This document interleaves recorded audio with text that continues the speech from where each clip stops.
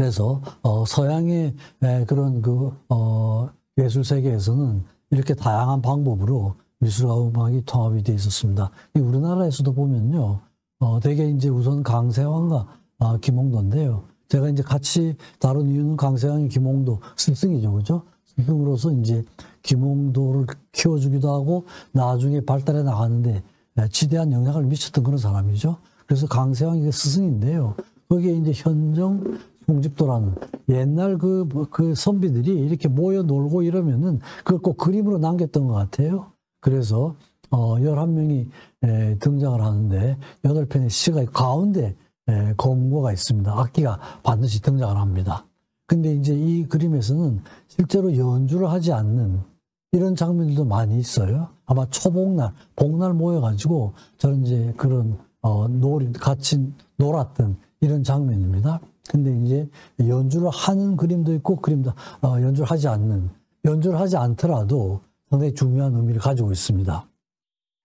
그래서 김홍도는 강세왕의 천고로 도화원의 정식으로 화원이 됐고, 뭐 정조하고 관계가 굉장히 긴밀했죠. 그래서 정조와 관련된 모든 그림들, 정조의 명령에 의해서 모든 그림들 다 그리게 됩니다. 모든 분야에서 뛰어났던 그런 화가였죠. 그죠? 그리고 군화아집도라는, 군화라고 하는 게 신광이라는 사람의 호인데, 여기에 이제 같이 모여서 같이 모임을 가졌는데 그림을 그렸던 거예요. 그림을 그렸는데 부분마다 나누어 그렸습니다. 강세왕은 검고 쪽을 그리고, 심사정은 바위와 나무, 최북은 채색, 발문을 쓰고 이랬는데, 저때 보면 나이들이 김홍도보다 다 많죠, 그죠? 다 뭐 한 30, 40년 많은데 김홍도가 18살 때 그 그림에 참여를 했습니다. 그러니까 얼마나 능력이 뛰어났는지 하는 걸 알 수가 있죠, 그죠? 그래서 그림이 좀 어두워서 잘 안 보이는데 이 중에서 이제 퉁소를 불고 있는 사람을 김홍도가 그렸습니다. 그래서 아주 젊었을 때부터도 능력은 굉장히 뛰어났던 그런 화가였던 걸 알 수가 있습니다. 요거는 김홍도 그림인데, 포의 풍류도, 포의라고 하는 게 배옷이라는 뜻입니다. 배옷을 입고 풍류를 즐기는 자기 자신입니다. 옆에 이제 글씨도 있죠, 그죠? 종이와 창과 흑벽으로 된 집에서 평생토록 배옷을 입고 시나 읊고 살아가리, 이런 게. 시나 읊고 살아가는데 저기 비파가 있죠. 비파를 연주하는 장면이고, 아래쪽 발 앞에 있는 건 저게 생황입니다. 생황이고 칼도 그려져 있고, 그죠? 이제 이런 여러 가지 장면들입니다. 칼은 이제 선비의 추상 같은 기회를 나타내고, 옳지 않은 일을 하지 않는다는, 옳지 않은 일은 칼로서 제거를 한다는 이런 의미가 있고, 생황, 비파와 생황 이런 것도 이제 도교하고 깊은 관계가 있는데, 자신이 그런 신선하고도 관계가 있으면서 악기도 잘 연주를 했다는 걸 그림으로 이제 저렇게 나타내고 있습니다. 또 단원도란 그림도 남겼는데요. 자신의 집을 단원이라고 명명을 했습니다. 자기 호죠, 그죠? 호. 그래서 이제 37대 때 화가들하고 여행가하고 같이 이제 풍류를 즐기는 모습인데, 저기에는 스스로 검은고를 연주하는 이런 모습입니다. 그러니까 악기도 여러 악기에 상당히 능숙했던 것 같아요. 그래서 그림에 이제 저런 악기들이 등장하고 있습니다. 생황이 자주 이제 등장을 하는데요. 이건 우리나라 악기는 아니죠. 중국에서 신화에 등장을 하는데 우리나라에 도입이 돼가지고, 아마 삼국시대, 고려 조선시대에는 문인들의 풍류 악기로 상당히 좀 유행을 했던 것 같습니다. 화음을 낼 수 있는 유일한 악기로 이렇게 되어 있고요. 지금은 이제 하는 사람이 굉장히, 지금 현대에서는 우리가 줄어들어 있는데 아마 조금씩은 이제 좀 부활하고 있는 그런 것 같습니다. 생황을 위한 그런 음악도 이제 작곡도 하기도 하고 그러죠, 그죠? 그리고 중국의 그림에도 옛날 중림 칠연들, 노장 사상가들이 모여서 서로 이렇게 할 때는 반드시 한 사람은 악기를 연주하는, 이 그림에서는 저기 사상가 중에서 와남이라는 사람이 비파를 연주하는 장면이 그려져 있습니다. 중국에서도. 또 이제 평양도, 평양 기성도 이런 이제 그림을 그리면은 그 그림 속에 반드시 소리꾼, 판소리꾼이 등장을 합니다. 모흥겁이라는 사람이 그 당시 아마 굉장히 유명했던가 봐요. 하도 유명해가지고 명예직으로 종이품까지 그런 그 벼슬도 얻고요. 심리 밖까지 소리가 들린다. 이런 기술도 나오고, 눈 위에서 진저리 친다다. 이런 이제 표현도 남아 있습니다. 그래서 이제 좀 확대를 하면 아래측처럼 저렇게 이제 모음갑이 그냥 반주해서 소리를 하는 그런 장면들이 그려져 있습니다. 그리고 또 평양 감사가 새로 부임을 하면 그 향연을 크게 벌렸던가 봐요. 제가 아래쪽에 평안 감사가 더 정확한 표현이다 이렇게 했는데, 보통 평양 감사라고 그러지만 대표적인 도시가 이제 평양이니까 저렇게 하지만, 사실은 평안도 전체를 관장하는 감사였으니까 정확하게는 평안 감사로 하는 게 더 옳다. 이제 이런 이제 기술이 나와서 제가 같이 여기 소개를 드립니다. 도민들하고 같이 즐기는 이런 장면이고, 저기에도 모험갑이라는 그 소리꾼이 초대가 돼가지고 항상 어떤 파티를 하고 이런 그 그림을 그리고 이럴 때는 반드시 이제 그림 속에 음악이 등장하는 이런 내용들이죠, 그죠? 그 다음에 1776년도에 정조가 24세의 나이로 등극을 하게 되죠. 등극을 하게 되는데, 그때 이제 지시를 내립니다. 군선도 신선들의 그림을 좀 그려달라. 이래가지고 이제 그 그림을 그립니다. 그래가지고 정조가 그 그림을 보고는 아주 감탄을 합니다. 붙잡은 화연의 정신이 우주 밖을 논이지 않고서야 어떻게 이런 경지의 그림을 그리냐. 아주 우주적이다. 이런 평가를 합니다. 신필이라는 이런 표현도 하고요. 그래서 이제 굉장히 만족해하는 그런 그림을 그리는데, 이게 이제 군선도입니다. 여기 중앙에 보면 뭐 악기를 연주하는 그런 그 신선들이 같이 그려져 있습니다. 그러니까 이제 그런 어떤 도와 관련된 이런 게 그려질 때는 항상 이제 악기가 등장을 하는 이런 그림입니다. 그리고 또 이제 그 풍속도를 그리잖아요. 풍속 화첩. 이것도 이제 김홍도가 스스로 나가서 한 게 아니라 정조가 백성들이 어떻게 살고 있는지 굉장히 궁금하다. 그러니까 나가서 백성들의 삶을 있는 그대로 좀 그려와라. 이런 겁니다. 그러니까 이제 뭐 금강산도 사실은 그랬지 않습니까? 근데 왕이 금강산에 직접 가기가 어려우니까 갈 수도 없고 궁에서 이제 떠날 수가 없거든요. 그러니까 이제 김홍도 시켜가지고 그림을 그려오라 그래가지고 이제 금강산을 그림을 통해서 보고하는 이런 거 기술도 있는데, 나가가지고 일반 사람들의 삶을 이렇게 다 그려옵니다. 풍속 화첩이 상당히 중요하죠, 그죠? 그렇죠. 물론 이제 혼자 그리진 않고 김홍안이나 강희은 뭐 이런 그 동료 화가들의 자문을 받아서 그립니다. 뭐 여러 가지 자리짜기, 타작 이런 거 있지만 그 그림 속에 음악이 포함되어 있는 이런 그림들이 많이 그려져 있습니다. 저렇게 이제 물레방아를 할 때도 아마 그림에 나타나 있지 않지만 속으로는 어떤 그 노래를 하면서 하지 않았을까 이런 추정을 가능하게 하는 거고요. 또 이제 우측에 이제 그 타작 하는 건 다시 나오는데요.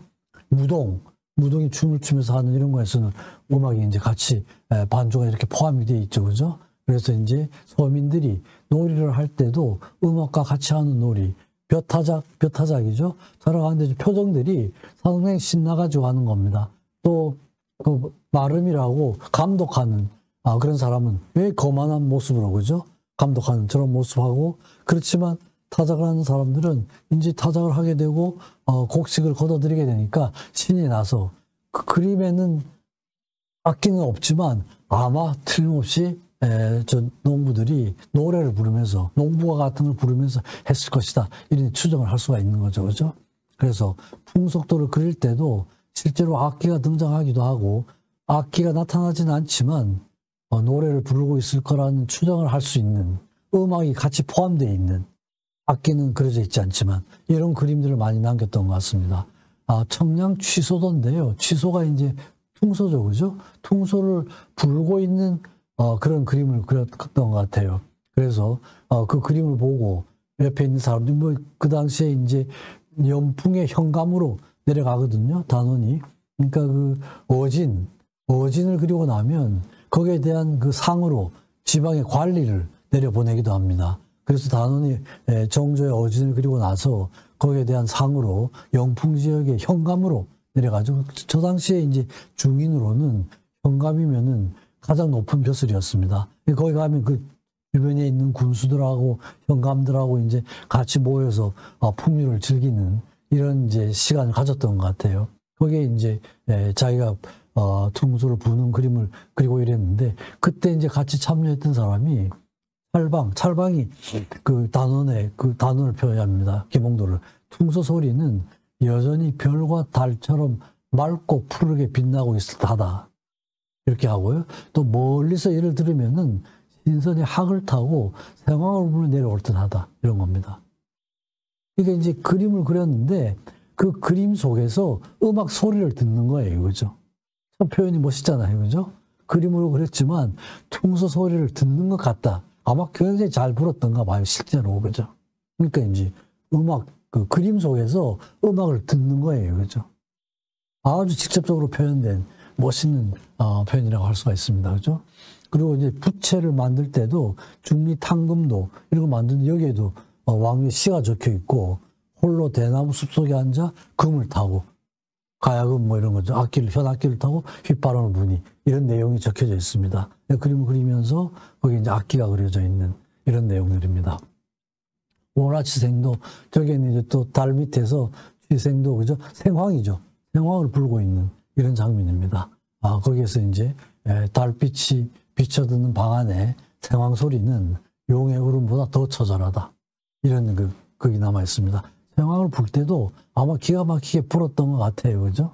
생황을 불고 있는 장면입니다. 그러니까 대금, 비파, 이런 그림들, 그죠? 퉁소, 생황, 여러 악기들을 상당히 직접 연주를 잘하고 그림으로 저렇게 남기기도 했습니다.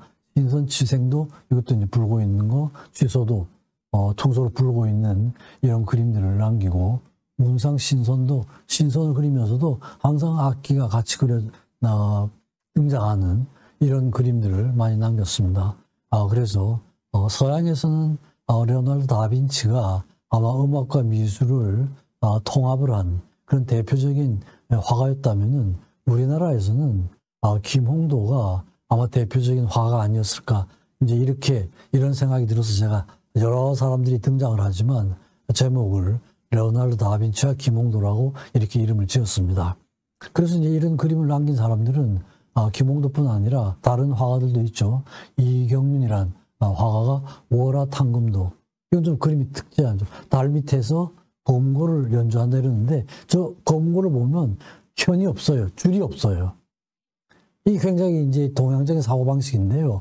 악기라고 하는 게 꼭 실제로 연주를 해야 그 음악적인 걸 느낄 수 있는 건 아니다. 이런 겁니다. 그러니까 줄이 없는 현악기니까 연주는 할 수는 없잖아요. 그죠? 그렇지만 그런 줄이 없는 현악기를 두면은 음악적인 정신을 느낄 수가 있으면 된다. 이런 겁니다. 이 상당히 현대 예술적인 그런 사고방식이죠. 줄이 없는 그런 현악기가 줄이 없는 겁니다. 그죠? 이 화가는 성종의 5대 손인데 아주 유명한 화가입니다. 줄이 없고. 이게 이제 중국에서도 이런 전통이 내려오는데 꼭 악기를 연주를 해야 되냐. 연주를 하지 않더라도 음악적인 걸 느낄 수가 있다. 이런 겁니다. 큰 소리는 소리가 없다. 이런 것도, 큰 소리는 소리가 없다. 이런 거죠. 그죠? 그러니까 정말 뛰어난 음악은 소리를 내지 않으면서 음악적인 걸 느낄 수 있으면 그게 최고 경지의 음악이다. 이런 사고방식이 쭉 있었던 장자 이런 음악관에서 그런 내용들이 있죠. 그죠? 그러니까 연주 기술에는 별 그게 없고 이런 겁니다. 이런 걸 받아들여서 그런 줄이 없는 검고를 그리기도 하고 그랬습니다. 신윤복의 그림에도 악기들이 많이 등장을 합니다. 신윤복은 그 아버지가 신한평이었는데요. 도화서 화원이었습니다. 굉장히 유명한 화가였죠. 어진을 3차례나 그리고 그렇죠. 그랬습니다. 그리고 그 아들인데 아주 이제 그림 내용이 기생들 이렇게 좀 말하자면 추한 내용의 이런 그림을 많이 그려가지고 도화서 화원을 있다가 결국은 신윤복은 퇴출당합니다. 나중에 나와가지고. 근데 이제 조선시대 3대 화가라 그러면 김홍도, 김득신, 신윤복 이렇게 잡죠. 그죠? 주유청강, 강에서 노래를 하는 이런 장면입니다. 거기에도 보면 악기를 다루는 게 있죠. 그죠? 그리고 저 중에 양반이 3명이 등장을 하는데 그 중에 한 사람은 하얀 띠를 두르고 있는 거예요. 그건 이제 현재 상중임을 나타냅니다. 상중인데 노래를 한다. 아주 그냥 비판적인 거죠. 그죠? 비판적인 거죠. 꼬집는 거죠. 그죠? 비꼬는 이런 내용을 저게 포함을 하고 있습니다. 거기에 이제 글씨가 있는데, 대금 소리, 늦은 바람 때문에 들을 수가, 대금 소리는 바람 소리 때문에 들을 수가 없구나. 백구만 파도를 쫓아 꽃 앞에 날아든다. 백구가 이제 선비를 나타내고 꽃이 기녀를 나타냅니다. 그래서 이제 빈정거리는 투로 기생이 악기를 연주하는 장면을 저렇게 그려뒀습니다.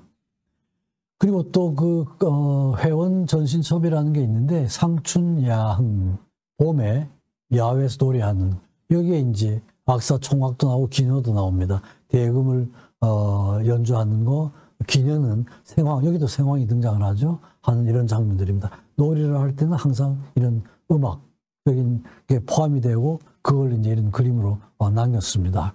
연당의 여인이라는 저런 그림이 있는데, 한 손에는 곤방대를 들고 있고 다른 한 손에는 생황을 들고 있습니다.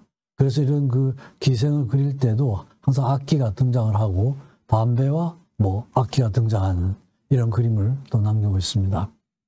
천금상년, 이것도 이제 이 그림에서도 저기 보면은 검고를 연주하는 그런 장면이 같이 그려져 있습니다. 연당의 아유도 여기에도 기생을 안고 있는 양반들하고 연주를 하는 기생의 모습이 같이 그려져 있습니다. 무당이 이제 구슬을 할 때도 같이 이제 음악적인 게 그려져 있죠. 그래 이 그림은 무무도라는 그런 그림입니다. 그리고 이재관이라는 이런 화가도 비슷하게 이제 악기를 많이 남겼습니다. 이재관 선인도에서 이제 그 생황을 부는 이런 이제 그 장면이 그림으로 남아져 있고요. 신동치생도 이것도 이제 악기를 부는 이런 그 장면들이 그림으로 남아져 있습니다. 그래서 이런 내용들을 보면은 전체적으로 같은 예술의 분야에 있으면서 미술은 시각적인 거고 음악은 청각적인 거. 단순히 이 차이인데 양쪽에 서로 독립적으로 이제 발달이 돼 왔던 것 같습니다. 근데 그 중에서도 같은 예술의 분야인데 왜 그렇게 독립적인가? 서로 관련이 있지 않을까? 이런 입장에서 이제 몇몇 화가들이 시도를 했고, 그런 내용들을 오늘 정리를 했습니다. 그래서 서양에서는 다빈치가 아주 과학적인 입장에서 음악과 미술에 대한 접근을 했고요. 라파엘로도 비슷한 경향입니다. 기본적으로는 신플라톤주의 이렇게 깔려 있었던 것 같아요. 아리스토텔레스의 사상도 깔려 있고요. 아테네 학당에서 철학과 시, 음악과 미술이 하나로 함축된 전체 그림에 모든 인문학적인 것과 예술적인 게 통합이 된 이런 작품을 만들었습니다. 그리고 말씀드린 것처럼 무솔스키는 미술에서 직접적으로 음악적인 영감을 얻었죠. 그죠? 전람회의 그림이라는. 이건 아주 직접적으로 관련이 되는 겁니다. 그리고 클림트는 베토벤의 그런 통합적인 음악 정신을 미술에 도입하려고 해가지고 베토벤 프리즈라는 그런 전시회를 가졌었고요.